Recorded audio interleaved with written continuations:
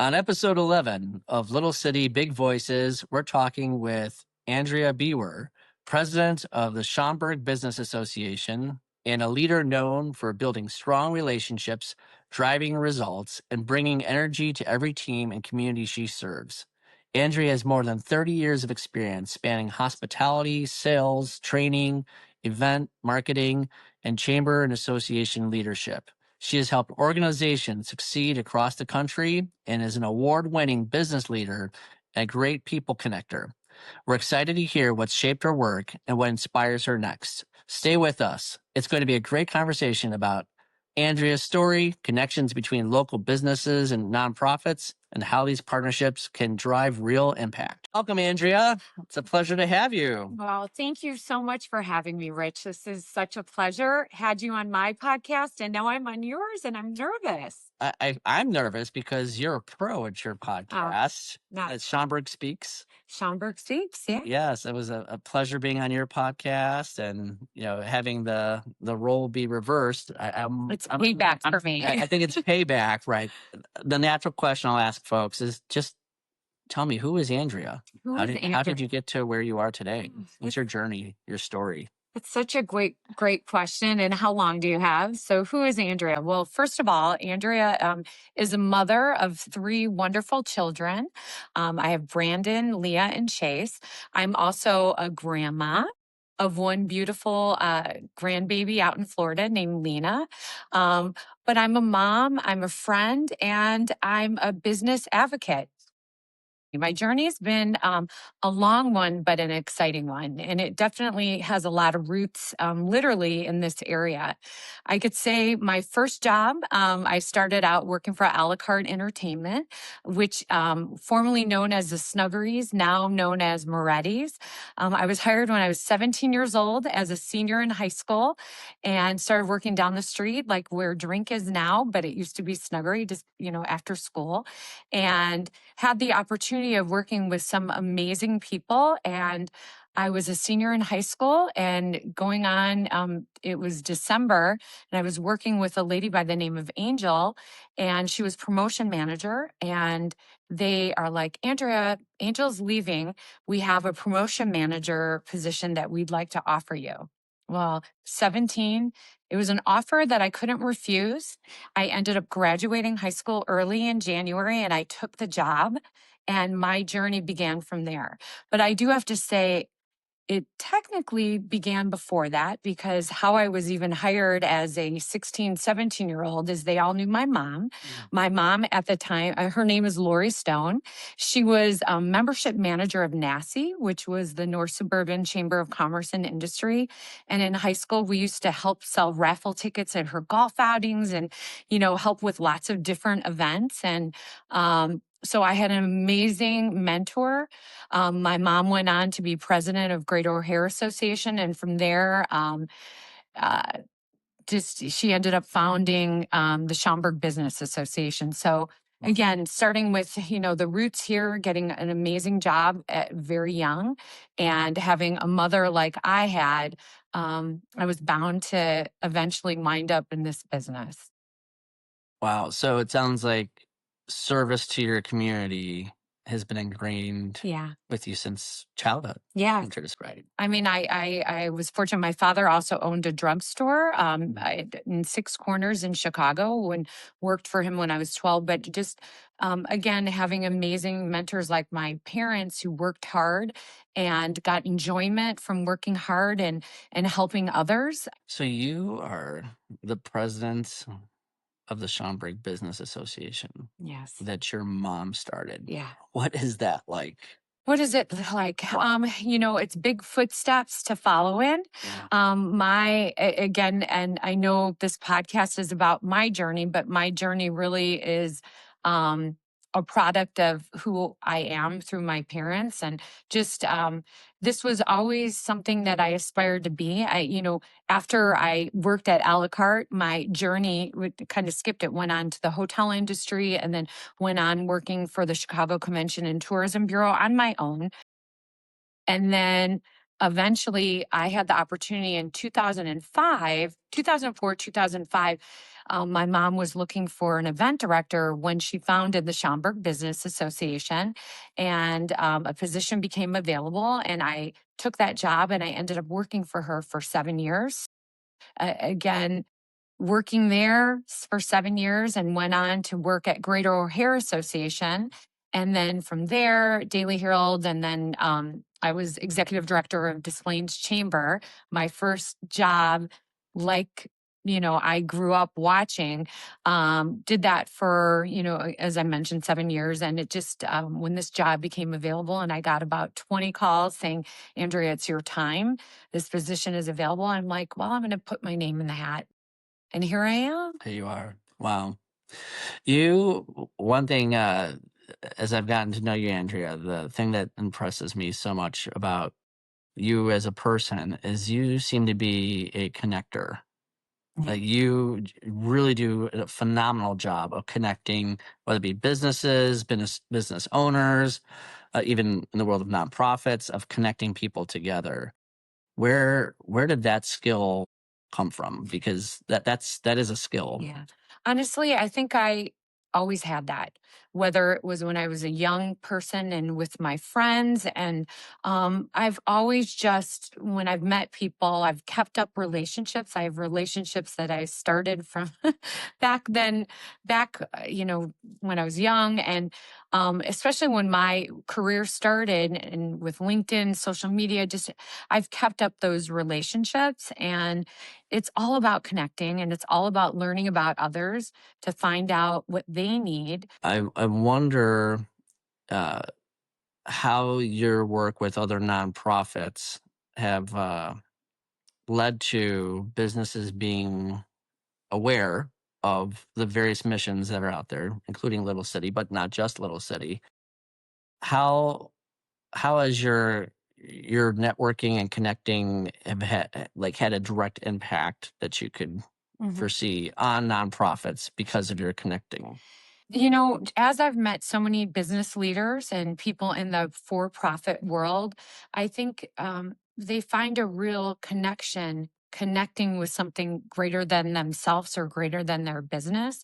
And in learning about people, you learn that we all have a story and we all want to be heard and we all have a giving heart and want to help. And, ironically, with Little City, I could go back to when I was 16 and my best friend from high school, her name is Stacy. She worked for Little City and helped and worked with some of the children back in the day. So Little City has always had a very, very special place in my heart because I learned a lot about why this mission is so important. Growing up with a mother that worked for a nonprofit, also a brother that worked for another local nonprofit called Wings. Again, that giving and getting just has always been something that I've seen from mentors in my life and wanting to connect them. And you've certainly done a remarkable job connecting Little City with other Thank you. businesses in the community. And that's helpful in more than one way. So most of our funding comes from the state. So anything above and beyond, call it the bare minimum funding we receive, has to come through corporate sponsors, through workplace giving, through grants, donors, individual donors. That's what sort of keeps the glue of us together. And I think sometimes you've realized this, but sometimes most think, well, those nonprofits, they're good. My tax dollars are paying towards their services. It's really not. And when the state does pay for the bare minimum. So through your network, which full disclosure, Little City is a member of the Schaumburg Business Association, a proud member. Through those relationships, what we have seen is that it's bigger than just giving money or giving resources to an organization like Little City. The gift in return that those companies, business owners are receiving is the gift of meaning. And as you touched on, like that's what folks are looking for is everyone wants to have meaning in their life. And partnering with an organization like Little City or any other nonprofits that are part of your association, there's so much opportunity to make a significant positive impact beyond what any nonprofit is funded from, whether it be state or local government. Yeah. And using the example of we recently just we're in the process of opening a art center for adults who have intellectual disabilities. That is our Bell Family Arts Center. And through our relationships through your association, we had partnered with IKEA. Right. And Yeah. IKEA They're amazing. just, yeah, generously has decided to fund all the furniture for that setting. Now that is funding we've had to pay out of pocket. That's funding we've had to, go and do fundraising efforts for. But at the same time, that is not funding that the state is providing us for. So to just highlight the fact for those in your fan club who may be listening to this podcast, like there is absolute value and benefit that any corporation that partners with us, the gift back is that feeling of meaning. Yeah, it's unbelievable. And to hear IKEA's name, they not only support your organization but several others. And we are so fortunate in Schaumburg and this region to have so many companies that understand that. And I think a lot of their success is as a result of that, because not only does their customers appreciate that they're giving, but their employees see that it's not just about the for profit. It's also about having roots in a community and really, working towards a common goal, of togetherness. Yeah, absolutely. Absolutely. And when I look at because we also receive support from Motorola, Zurich. The All part that members, yeah. the part I don't want to miss too is even if it's not beyond any sort of corporate sponsorship, volunteers has played a significant role in enhancing the quality of services we provide. So I think that's something else. Again, through your association, we've built this network that you've led. So even though you might not be at the forefront, you're the behind the scenes matchmaker, Andrea, that has led to many of these relationships through just your leadership at the association. So we're Yeah, but I'm you. also very fortunate. I have an amazing team at Schaumburg Business Association that feels that same mission, and our board of directors really directs where they want us to be at. And of course, they're always saying to be the number one chamber. I say we're far from it because there's many, many amazing chambers. But if we could constantly strive and do different things that makes us a little bit more unique and makes us more value for our members, then we're succeeding. You're the biggest chamber in Illinois. Well, everybody, it's so funny. We have a member, Dave Lasavio, that always says, we are the number one chamber. I don't know the actual numbers of every Okay. chamber, but I could tell you we're approaching the 900 company mark, which is really big. Yes. First quarter right now of 2026, and we've already had over 62 new companies join. Again, and it's not about the new joining because we have to maintain what we have. But again, I just feel so proud of what my mom and a group of other business leaders, including the Village of Schaumburg, what their mission was to create this organization. And I'm so proud of where it was and where we've become the last 25 years. And I hope to hold the torch and continue blowing it and making it amazing, with surrounding myself with companies and members like yourself. Oh, I appreciate that. Yeah, we I could easily see just from our team, which is equally as amazing as your team, is that your organization through your leadership helped us feel like we're part of the community, not on the outside of the community Your or family. that's it. And I think that's again speaks to your leadership of bridging us together with the community. So if you were to look in the future, what do you see, I don't know, in the next 5 years being some of the biggest challenges that our community would face? Let's see, the challenges of the next 5 years. I think, Schaumburg right now is in the process of adapting and growing. Never thought that that was possible because Schaumburg was, huge 20 years ago, but obviously we've had different things in history along the way, like COVID and different things, but I really see us rebuilding. And I don't ever like to focus on like the challenges. I just think of them truly as opportunities. I think the growth is an opportunity. I think the future really is bright as long as we continue to work together, continue to ask questions and hear opinions of other businesses, other community members, other nonprofits, and really try and find a way to work together and bridge this forward to making this really, who knows? Maybe we could be one day bigger than Chicago. I know we've got a long way to go, but hey, if the Bears end up coming out here and all these other exciting things that are in the works, the future is bright. That'd be great. Yeah, that would be amazing. So to your point about certainly you are naturally an optimist. So what just excites you about the future in the next 5 years? What are you just stoked about, Andrea? I'm just stoked about the possibilities of what's happening here. I get excited. We have so many ribbon cuttings that are happening. So I think as looking ahead to the future to see from the first day of these businesses opening up, and we just cut the ribbon of Andretti Indoor Kart Speed Track. That's exciting. I mean, open now? It is open now. It opened. So that opened. Lynch Chocolate's open. We had a Indian restaurant that just opened. There's just so this is exciting, but it's also exciting to see where they're going to be in 5 years.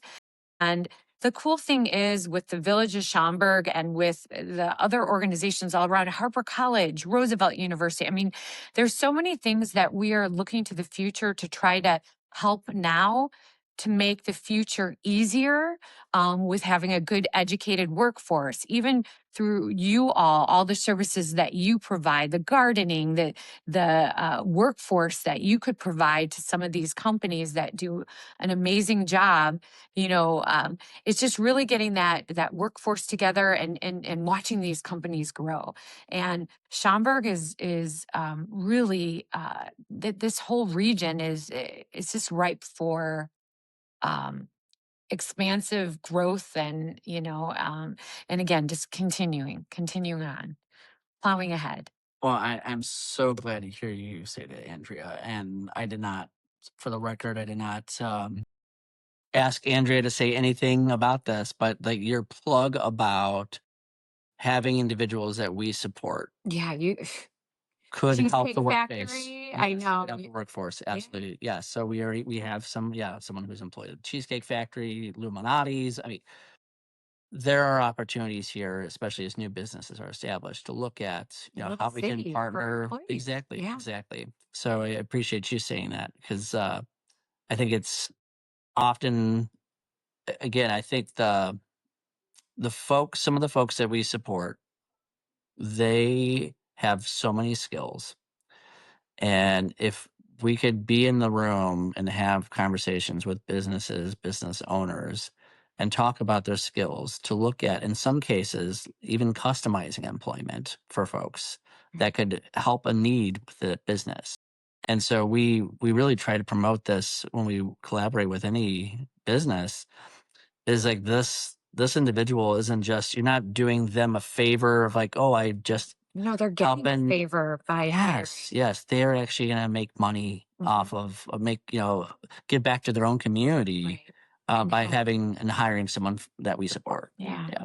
And I know you didn't, I'm going to give you all another plug. So as we go into the spring season, another really amazing thing that you all have done for the community is the gardening and the fact that you do the sale for the flowers and all of that. So not only do you have workforce talent that could be available, you're also utilizing your workforce to make beautiful things for our community and where we could actually come here and purchase and make our own individual homes or businesses prettier and more green. Yeah. So Oh, thank you. there's a lot of good that's happening here. Yep.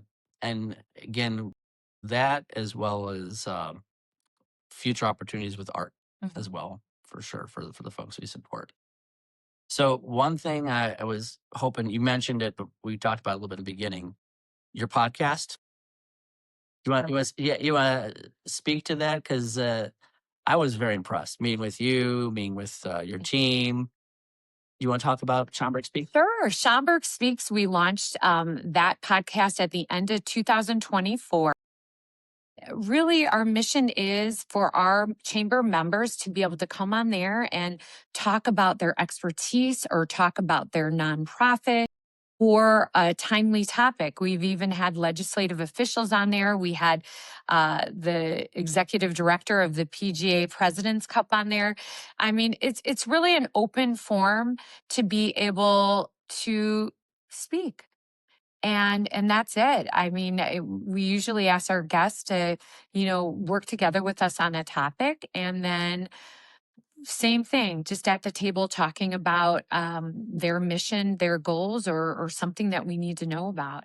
I know we try to pack all of our podcasts in one day, so we record like 6 of them. So it's very, it's very intense or funny. We've had topics where we've had a few of our chamber members go to Fashion Week in Paris. I just got to learn about stuff fashion. But then we've had some more serious topics where we've talked about, tariffs. We've talked about all sorts of things. So it's been a lot of fun, and I just can't see where it goes. Like you all, we do video. So it used to be so much better when podcasts were just voices, because they always say I have a face for radio. but now it's radio, video, it's the work. So but it's a lot of fun. Oh, I want to at least give you the opportunity Thank to you. plug that, because it's very special, and I do see the value as us cross promoting our podcast to get the word out, to show that there's just a true connection to community here. Having a voice. Yeah, that's right. So if you had to give advice to businesses that are part of your association, what advice would that be as it relates to connecting them with nonprofits like Little City or any other nonprofits as part of your association? Well, first I would say is get involved, participate, because you never know, again, we have different events, all different kinds of things, and different events bring out all different types of people or all different types of positions in the organization. And the best piece of advice I could say, if you're another nonprofit looking to get involved, looking to make connection, you never know who you're going to meet. And you never know if that person that you're going to meet, what their mother or father does, or what their business associate does. Get involved, start going to things, start networking, start asking questions. Go there to learn something new about everybody that you're meeting versus just going right into what you do. I think the more you learn about others, the more questions you ask, the more you're going to learn and the more you're going to connect. So jump in, start attending events, and don't be scared. I know that there's introverts, extroverts, ignore that. We all get nervous meeting new people. It's difficult. People don't realize, they think I'm the biggest extrovert alive. It's hard for me too. But you know what? I just take a breather and realize I'm not perfect. Nobody else is. And everybody truly has that giving heart and wants to help. So I'm going to learn about others, and then they're going to learn about me. Such great advice, Andrea. Really great advice. And to your point of networking, because sometimes like when anyone uses the term networking, it sounds like, well, it's just folks getting together and Passing business passing cards. business No, you can cards. bring a business card. Yeah, right. Connect a different way. It's it's the conversations, the in-depth conversations that can lead to monumental change. And that's what I've seen even at your events, of just being at one recently. Just a subtle conversation can turn into something really big. Yeah. And we've seen that even just through, again, our team connecting with a lot of your association's events. That's how we have what we have today, even including the example I gave with IKEA. Yeah. Like that starts from meeting, networking. And so to me, to your point, the networking is far beyond just the trading of business cards. Right, right. And a lot of people don't even have business cards anymore. Not anymore. They have the Yeah. digital ones. But and I still go and everyone asks for a card and all that. But I think the most important thing is try to remember the name. If you don't remember, you'll remember the organization where they're with and then research them. I mean, technology, there's so much at your fingertips that you could find out. But again, what is not at your fingertips is the relationships that you're going to meet. So that requires effort, that requires a little bit of time. But as we said, it reaps a lot of rewards, getting out of your comfort zone and meeting people. And getting involved in organizations like Little City, like the Schaumburg Business Association, you'll be able to meet all kinds of people that way. So, Well said. Well said. So if you had any final words, Andrea, what would they be? final words. I guess the final words is first of all, being grateful. I'm just grateful that you've had me here and wanted to hear my voice. Sometimes, you do a lot of events and stuff, and you're sick of hearing it. But I do appreciate everything. I do appreciate the opportunity to lead the Schaumburg Business Association and feel very fortunate and lucky. And yeah, I think that's just my final words of being grateful. Well, thank you, Andrea, and we sincerely appreciate your leadership. You have bridged so many relationships for us, and it's directly benefited the individuals and families we support. Whether you know it or not, your leadership has that domino effect that trickles all the way to our front line to the individuals we support. So thank you for your leadership and thank you for joining Little City Big Voices. Thank you. It's been my pleasure.